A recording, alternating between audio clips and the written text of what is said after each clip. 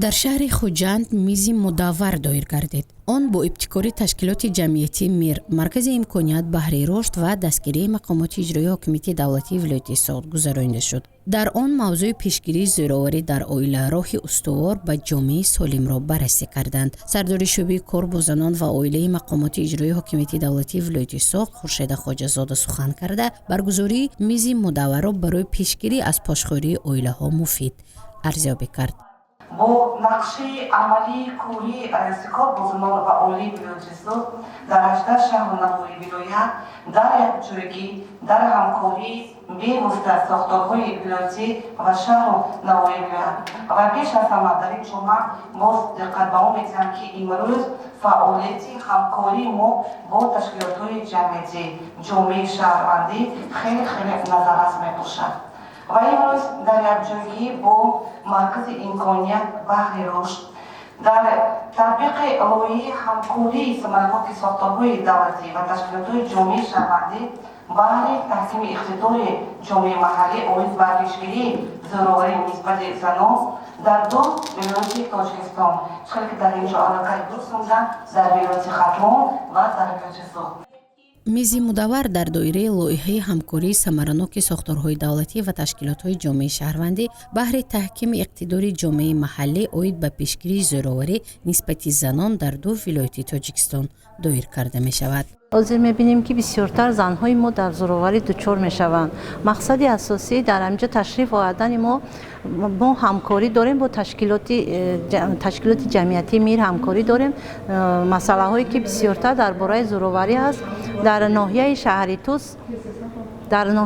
توس نیز زمین چهاربینی را جاری نموده است. در آنجا آنها می‌روند سمینارها و سمینار مشورت‌ها می‌گذارند و کارهای فرماندهی می‌گذارند که ما وی را با زنانی که در زورآوری دچار شده با آنها صحبت واخری‌ها می‌گذاریم.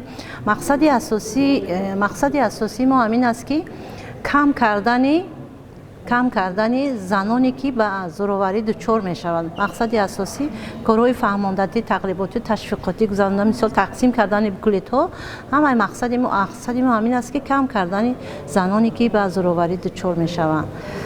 تشکیلات جمعیتی میر مرکز امکانیت بهره رشد در همکاری با سازمان ملل متحد زنان در تاجیکستان و با دستگیری فوند مقصدناک سازمان ملل متحد برای خاتمه دادن زورآور نسبت زنان از 1 اکتبر سال 2023 تا 31 دکبر سال 2026 لایحه همکاری ثمراناک ساختارهای دولتی و تشکیلات‌های جامعه شهروندی بهره تحکیم اقتدار جامعه محلی آید به پیشگیری زورآوری نسبت زنان در دو ولایت تاجیکستان در ولایت سوات شهر اسفره ناحیه باباجان غفوروف و ولایت ختلان ناحیه شهر توس و یاوان عملی نمود.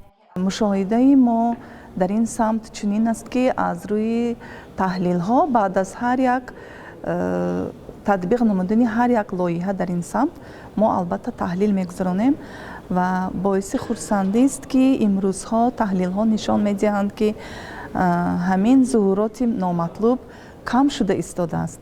چون که پیشتر اگر مراجعت زنان یا مردان کم به نظر می نمود، حالا خود اهالی، خود شهروندان و خود این فعالان محلی حرکت میکنند که اگر پای برند این ظهورات و یا این عمل صادر گردد در مراجعت کنند به جایهای داخلدار و همین مسئله را همین مشکلی را در جایش حل نمایند. هدف لایحه و میزی مدور وسیع نمودن حقوق و امکانیت‌های زنان و دخترانی که به زورآوری دچار شدند و یا در چنین شرایط زندگی می‌کنند، تحکیم همکاری موثر بین ساختارهای دولتی و تشکیلات‌های جامعه شهروندی زنان در اساس عهده‌داری‌های موجوده حکومت برای از بین بردن زورآوری گندری و شهوانی و زورآوری نسبت زنان و دختران، سیاست و برنامه‌های موجوده برابری گندری است. گزارش افناشکور و نعیم جان ایوباف برای برنامه اطلاعاتی خبر.